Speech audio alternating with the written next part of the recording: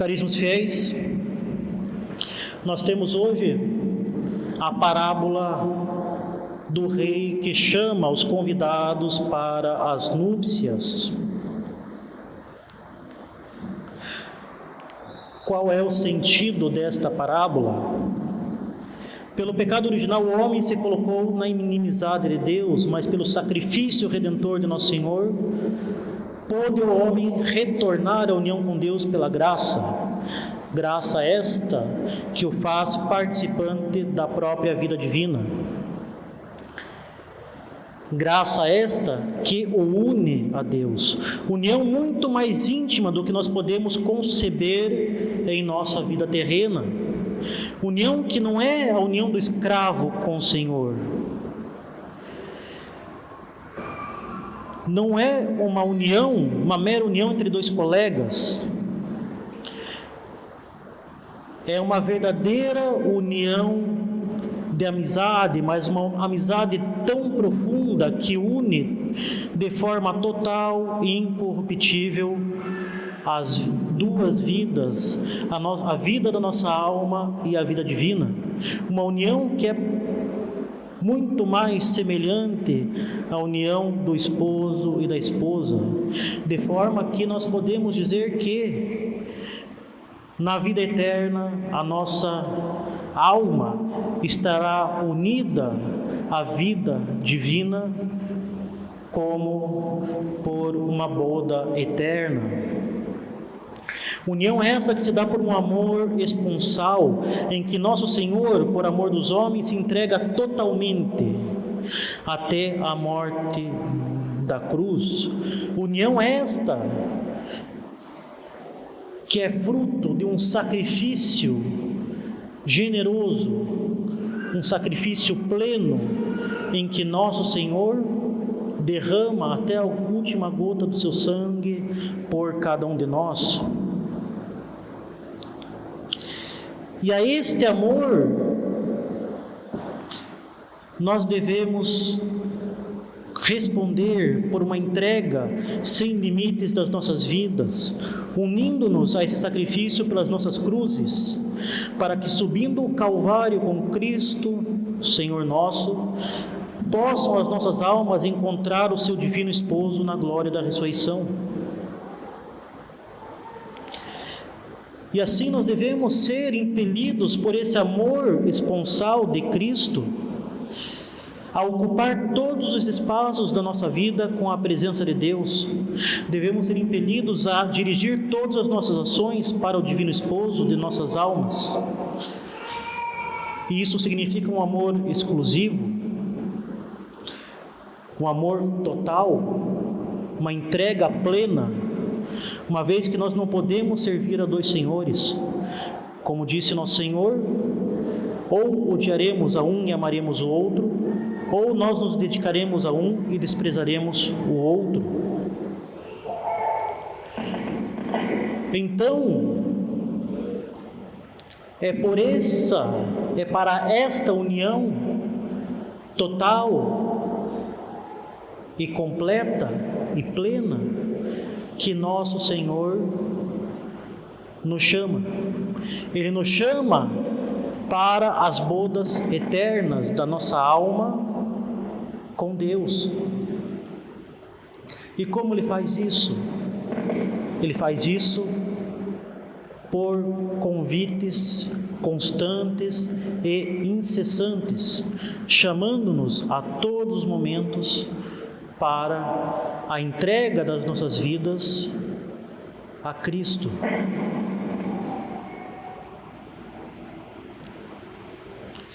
De fato, este rei nos chama à festa de núpcias, nos chama para este nobre banquete especial. Deus Pai convida em primeiro lugar o povo eleito do Antigo Testamento, que deveria ter sua continuação no povo de Deus, reunido no seio da Santa Romana Igreja, que é a perfeição daquilo que simbolizava a velha sinagoga judaica. E este convite foi evidentemente feito continuamente. É assim que Deus, após ter convidado os judeus por meio dos profetas a se prepararem para o reino messiânico, recordou-lhes pelo precursor e depois pelo próprio Cristo, Senhor nosso, e pelos seus discípulos, que estava próximo o momento de ingressar na sala da festa, de abandonar a antiga aliança para ingressar na perfeita e eterna aliança da graça. Notemos que foi o rei quem mandou chamar os convidados, de forma que este convite tem uma força de ordem, convocação que, além de muito honrosa, importava também na obrigação de comparecer ao banquete. No entanto, nós vemos muito bem na parábola que ocorrem problemas. Os convidados principais desdenham e recusam o convite do rei. Diante da primeira negativa, o rei não se irrita, mas insiste paternalmente, enviando outros empregados, ou seja, aqueles que já haviam aderido à pregação do Salvador, a ponto de se porem a seu serviço e propagarem a verdade evangélica. Imagem de Deus Pai que, em seu infinito amor e desejo de salvação dos homens, responde às recusas dos convidados com ainda maiores demonstrações de amor. Estes, porém, em lugar de se deixarem atrair pela bondade do rei, o desprezaram. O rei tinha tudo preparado, tudo estava pronto. Os cordeiros e bois já estavam mortos. No entanto, de forma verdadeiramente indigna, altiva, orgulhosa, pérfida e grosseira, os primeiros convidados rejeitaram este convite amoroso, formulado com tanta cortesia, com tanta generosidade, para um banquete regiamente preparado. Movidos pelo orgulho, preferiram cuidar dos seus próprios interesses pessoais, preferiram viver despreocupados da eternidade, uns entregues a seus prazeres, outros absorvidos pelos negócios terrenos. Preferiram a satisfação pobre e podre do mundo, ao invés de um convite para ingressar na corte real. O campo e os negócios representam aqui as preocupações e prazeres da vida mundana, que frequentemente concentram a atenção do homem e o escravizam, levando-o ao esquecimento de Deus e ao desprezo da sua própria salvação.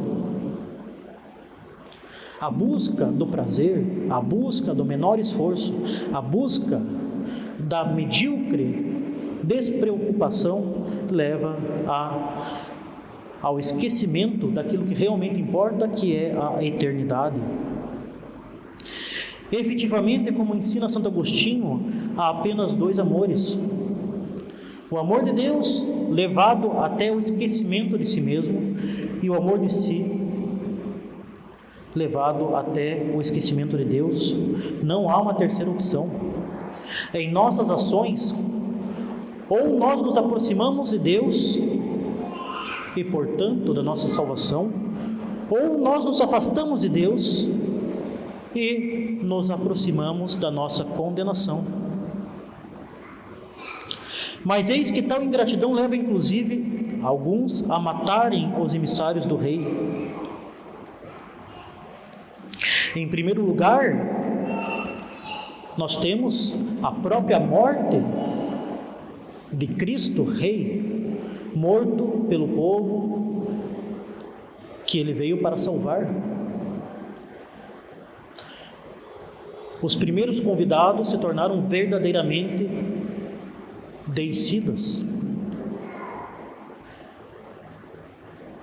Além de terem sido infiéis às promessas que haviam sido feitas por Deus, em sua perfídia, ainda mataram o próprio Deus na cruz tornando-se deicidas. Mas as mortes dos emissários do rei continuam na Santa Igreja. São esses os mártires de todos os tempos e de todos os lugares, mortos por pregarem a santa doutrina católica, mortos pelo ódio que têm os inimigos de Deus por seus ministros e por todos os seus fiéis.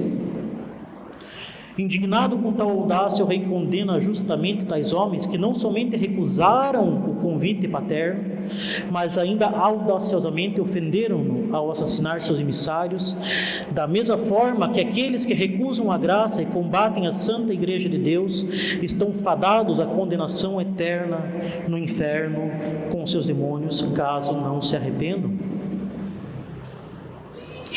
E assim o rei estende o convite do banquete a todos. A festa nupcial está pronta, mas os convidados não foram dignos dela. Donde diz São Remígio, que inclusive teve sua festa litúrgica na sexta-feira, já está ultimado e concluído todo o sacramento acerca da redenção dos homens, mas os convidados, desconhecendo a justiça de Deus e querendo dar preferência à sua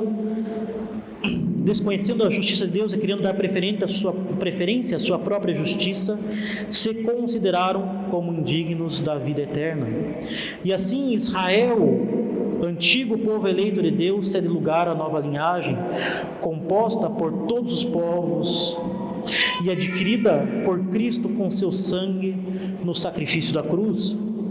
Portanto, diz o rei, ide às encruzilhadas dos caminhos e convidai para a festa todos os que encontrardes, bons e maus. E a sala de festa ficou cheia de convidados.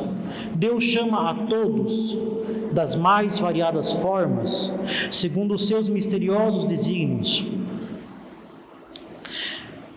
Deus envia o seu próprio Filho para se manifestar a todos os homens e dar a vida pela salvação de todos. Assim, a antiga lei sucede à Santa Romana Igreja, mãe e mestra da verdade, fonte de toda a santidade, única barca da salvação, para conduzir todos os homens ao supremo banquete na eternidade.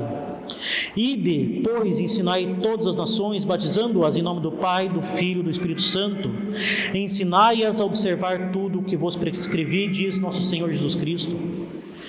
Cumprindo este mandato, convida a Santa Romana Igreja para o divino banquete todos os povos, bons e maus, dando-lhes a oportunidade de conhecer a verdade, aderir a ela e salvar as suas almas. Outro imprevisto acontece quando, na sala do banquete, vemos um convidado que não possuía o traje nupcial. A visita do rei é figura do retorno de Cristo no juízo final para julgar os vivos e os mortos, mas também é a visita que Deus nos faz quando da nossa morte. Mais cedo ou mais tarde nós nos apresentaremos diante de Deus e prestaremos conta de todo aquilo que Ele nos deu para a nossa salvação. Ele nos chama a todos os instantes, Ele nos chama a todos os momentos. Nós temos Ele conosco, nós temos à nossa disposição a pregação da Santa Romana Igreja, nós temos à nossa disposição os ministros de Cristo, os seus sacerdotes, nós temos à nossa disposição a pregação da verdade, nós temos à nossa disposição os sacramentos, que são as fontes da graça, que nos dão justamente a veste nupcial necessária para a nossa salvação.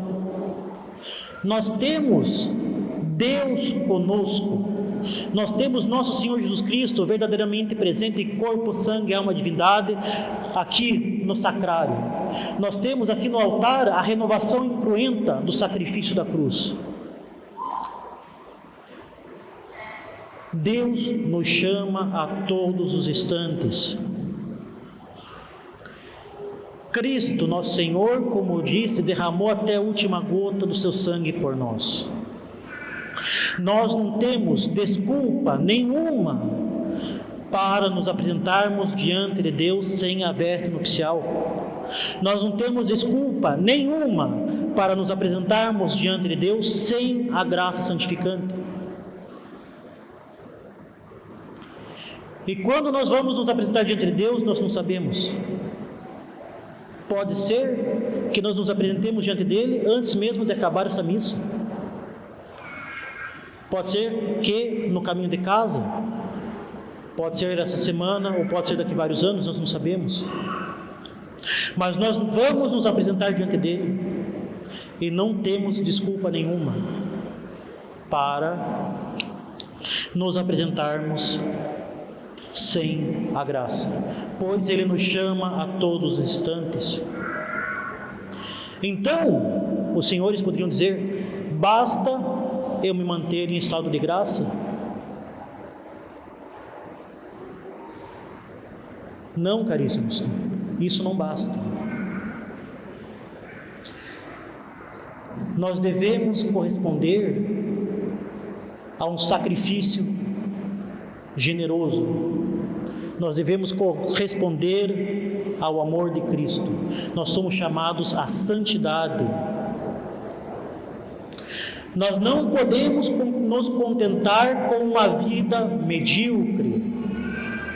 Nós não podemos nos contentar com o mínimo necessário para poder comungar.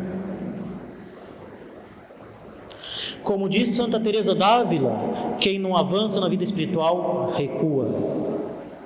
E nós poderíamos dizer que o mínimo necessário para se manter em estado de graça é o máximo suficiente para perder a graça. A mediocridade na vida espiritual é o caminho da perdição, é o caminho do inferno.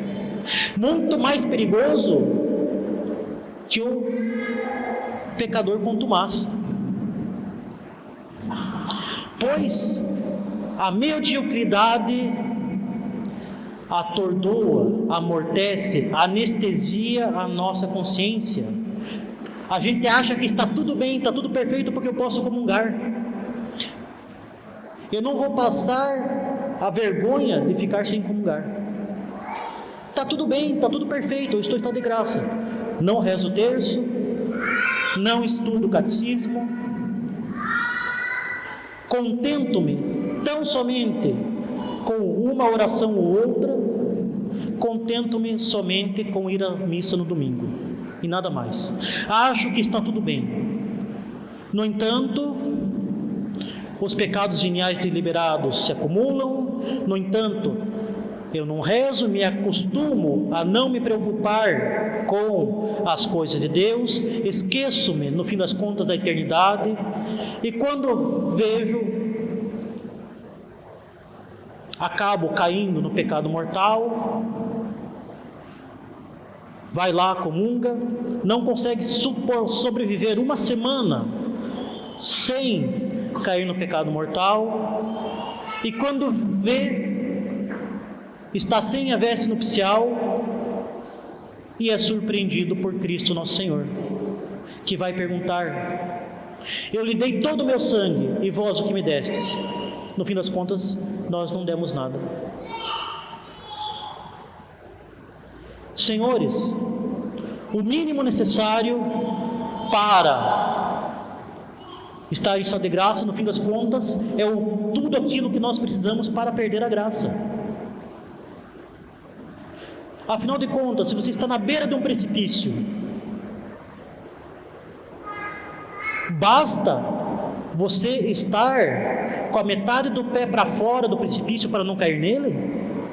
Não, você tem que se afastar dele o máximo possível, porque se você ficar na beira, o mínimo do desequilíbrio ou um vento mais forte vai fazer você cair.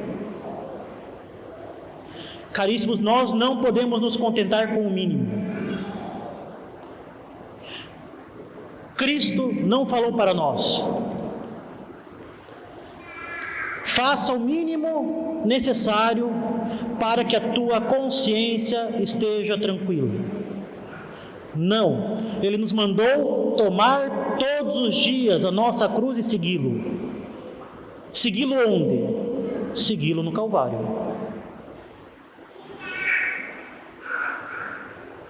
Por isso, nós precisamos ter um verdadeiro espírito de generosidade, um verdadeiro espírito de sacrifício, e dar toda a nossa vida, todos os nossos esforços, todas as nossas ações, plenamente para Deus.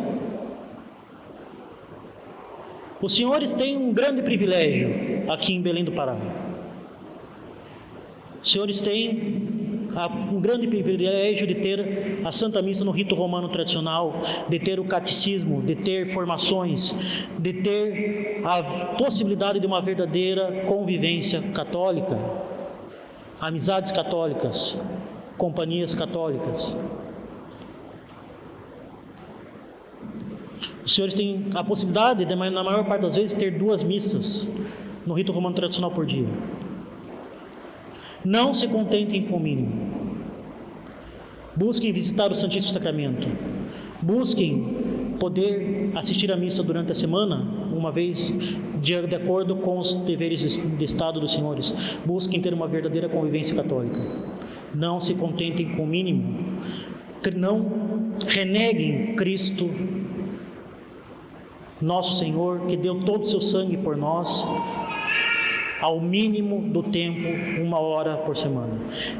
Rezem o terço todos os dias, que é o mínimo que se espera de alguém que se chama católico. Busquem santificar o dia dos senhores, entregando-se plenamente a Deus, como Ele se entregou plenamente por nós. Ele nos chama a todos os instantes. Não estejamos surdos para o seu chamado, para que nós possamos estar prontos para nos apresentarmos diante dele com a nossa veste nupcial, que é a graça. Louvado seja o nosso Senhor Jesus Cristo. Em nome do Pai, do Filho e do Espírito Santo. Amém.